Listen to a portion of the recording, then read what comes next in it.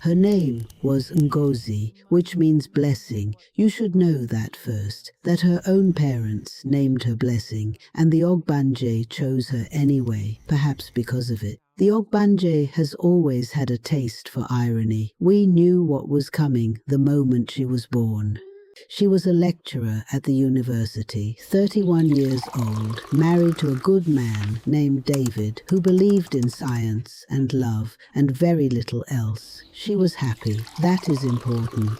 The Ogbanje does not arrive in broken homes. It arrives where the love is most complete, because that is where it can feed. I used to think Enugu was too small for me. I went to Lagos for my master's, came back, and suddenly I could see it properly. The way the light hits the red earth in Hamatan. The way everybody knows your name. David says I romanticize it. Maybe. But I look out this window every morning and I think, yes, this is exactly where I am supposed to be. The first pregnancy. She painted the room yellow herself, refused David's offer to hire someone. She said, I want her to know I did this with my own hands. We watched her paint. We watched her fold those small clothes. We watched her press her face into a tiny blanket and breathe it in. We grieved because we knew. We already knew. I talked to her the whole time I painted. I told her about the university, about David, about my mother's jollof. I told her the names I was considering. I told her she could be anything. I painted 2 coats and I talked the whole time. David stood in the doorway laughing at me. And I thought, this is the happiest I have ever been. This exact moment. I want to stay in it forever. 43 days. The Ogbanje stayed 43 days. Long enough for the love to deepen completely, short enough to leave before the full weight of it could be understood. They called it a heart defect, a small hidden thing. David held the medical report like it was something he could argue with. He is that kind of man, the kind who believes if he can name a thing, he can defeat it. He could not name this. The doctor used words I knew individually but couldn't assemble into meaning. David kept asking questions.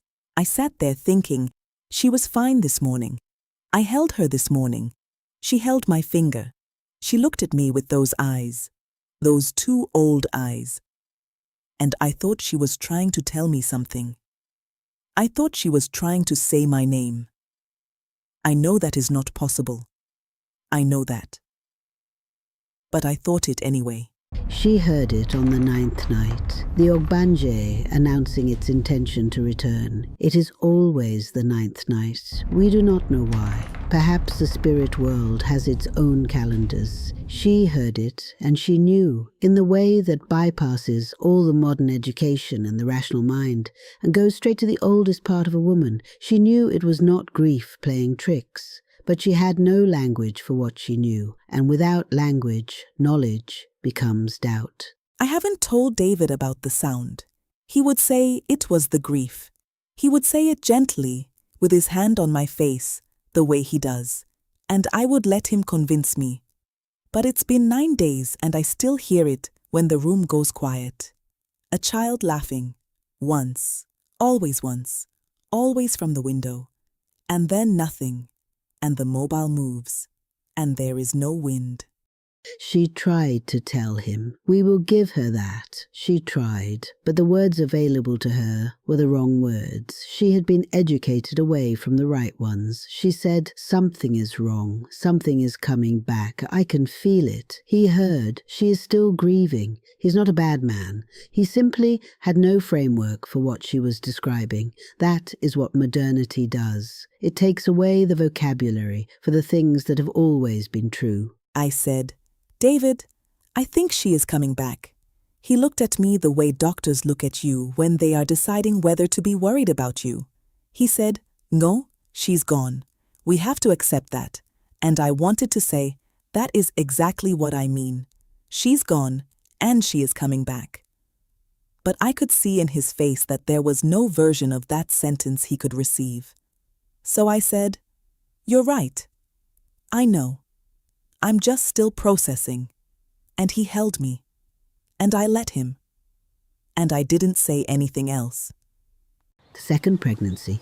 She did not paint the room yellow this time, did not talk to the child as she prepared, kept herself small and careful, as if hoping might attract attention, as if the Ogbanje would overlook a mother who loved more quietly. It would not. The Ogbanje does not respond to strategy. It responds only to the Iyi-uwa, and she did not yet know to look for it. I told myself, this one is different because I am different. I am paying attention this time. I am watching for signs. I Google everything, every movement, every scan, every number the doctors give me. David thinks I am being anxious. I am not anxious. I am awake. There is a difference. I am completely, utterly awake. 21 days this time. Shorter. The spirit world was impatient, or perhaps the Ogbanje had simply grown bored of waiting.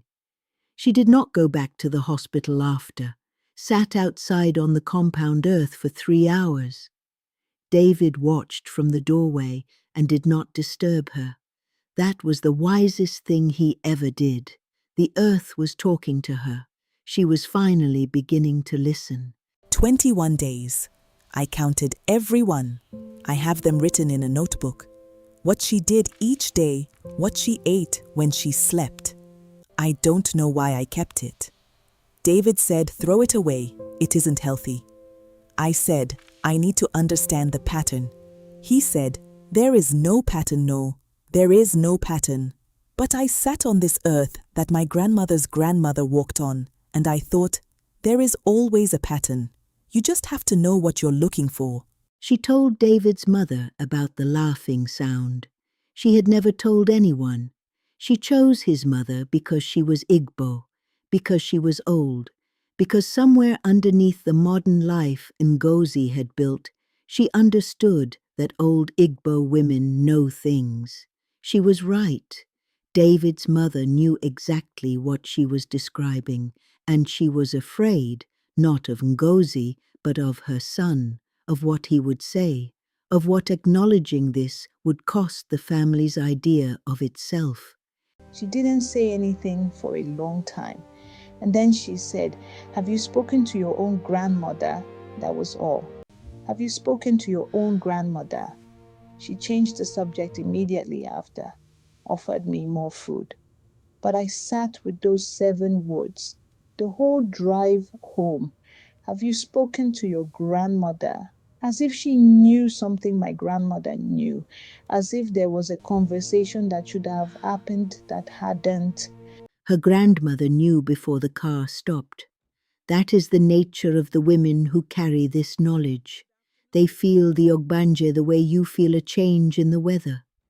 In the body first, before the mind catches up.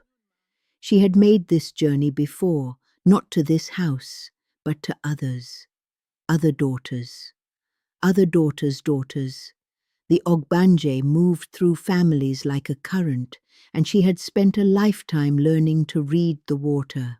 She looked at my stomach before she looked at my face. I noticed that. I almost said something, and then she held both my hands in hers, and she said, Ngozi Chukwuka, my full name. Nobody calls me by my full name. She said it like a verdict, like she had come to deliver something she had been carrying for a long time. She told her everything. The Iyi-uwa, the buried object that bound the Ogbanje to its cycle of death and return.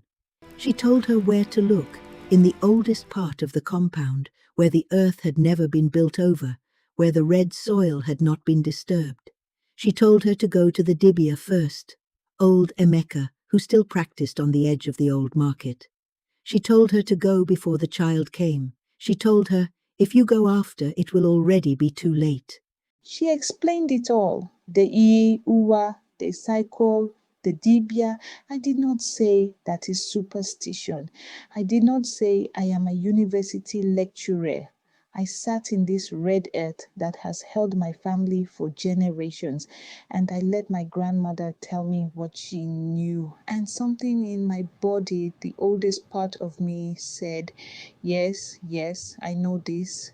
I have always known this. I just needed someone to give me the words. She went alone, did not tell David. She drove herself to old Emeka's place on a Tuesday morning while David was teaching. She sat across from him and he looked at her for a long time without speaking. He already knew why she had come. These men always know. He said, "You have been carrying this a long time." She said, "My whole life, I think." He said, "The Iyi-uwa is in your compound, close to water, under something that has not moved in a long time." I expected to feel foolish sitting there. I had prepared myself to feel foolish, but he looked at me and I felt recognized, like being seen by someone who has been looking for you. He asked me almost nothing. He told me almost everything. He said, The Iyi-uwa is small, carved stone, wrapped in cloth that was once white. It would be near the old water drum that has been in the compound since before my parents were born. Go before the child comes. Please go before the child comes. I will go now. She found it at dawn on a Wednesday, 3 weeks before the child was due. Her hands in the earth her great-grandmother had walked, reaching for something that had been buried perhaps before even that. The Iyi-uwa was exactly where Emeka said it would be, beside the old water drum, deep enough to have been missed by every renovation, every replanting, every ordinary disturbance of the soil. She held it and felt. What do you feel when you hold the thing that has been taking your children? She told me later it was cold, even in the Enugu morning. Cold like something that has been underground a very long time. My hands closed around it and everything went quiet. Not peaceful quiet, held quiet. It was exactly as Emeka described. I held it in my hands and I thought of her, both of them, 43 days and 21 days. I thought, I have you now. I thought it ends here. I thought I need to call Emeka before I do anything else. I reached for my phone and my water broke. The child came 3 weeks early, as if it knew, as if it felt the hand closing around the Iyi-uwa and decided the time had come. She had the stone in her coat pocket. She had not had time to call Emeka, had not had time to do what needed doing. And now there was a baby in her arms, a perfect baby, with those eyes, those same eyes. We watched from the doorway, we the ones who always watch, and we felt the oldest grief, because we knew, we have always known. Being right is no comfort when this is what you are right about. She looked at me. Newborns don't focus. I know that. I am a university lecturer. I know newborns do not focus. But she looked at me and I thought, I know you. And I thought the stone is in my pocket. And I thought Emeka said, before she comes, and she is here. She is already here. And she is perfect. And I can't. She sat with it for a long time, the Iyi-uwa in one hand and the crib rail in the other. We did not blame her for her hesitation. How could we? She was not hesitating between superstition and sense. She was hesitating between destroying something that might be nothing and the possibility that it was everything. Between the world that told her this was impossible and the world that had been trying to tell her the truth for 3 pregnancies. That is not a small hesitation. That is the most human hesitation there is. Emeka said, destroy it and the cycle breaks. But he also said, the Ogbanje and the child are not the same thing. The Iyi-uwa binds the spirit to the child. Without it, the spirit leaves and the child, the real child, the soul that came with it, the child stays. He said that. I remember him saying that. But this is my daughter. This is her face. This is her hand. And if I am wrong, if this is just grief and superstition and the small carved stone that means nothing, then I am destroying my daughter's chance at, I don't know. I don't know what I'm destroying. I don't know what I'm protecting. I only know that my grandmother came all this way. I only know what 43 days feels like. I only know what 21 days feels like. I only know I cannot do that again.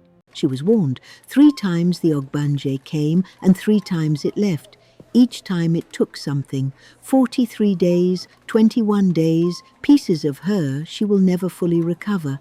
And now here she stands at a window in a modern Enugu hospital with the Iyi-uwa in her hand and a baby in the crib behind her and a choice she should not have had to make alone. We tried to warn her. Her mother-in-law tried to warn her with 7 words. Her grandmother crossed the state to warn her. And still she stands here. Because warnings are not enough when the thing you are being warned about has your daughter's face. That is the Ogbanje's oldest trick. That is why it has survived every generation. That is why we are still here, we the watchers, still trying to tell the women who come after. The sun is coming up over Enugu, over the red earth, over the same land my grandmother walked and her grandmother before that. And I am standing here with everything I know in one hand and everything I love in a crib behind me. And I think of my grandmother's face when she arrived, that look she gave my belly before she looked at my face. I think of 43 days. I think of 21 days. I think she was warned. She was warned. She was warned. And I turn around and I go back to my daughter. And that is all I will tell you. That is all you need to know.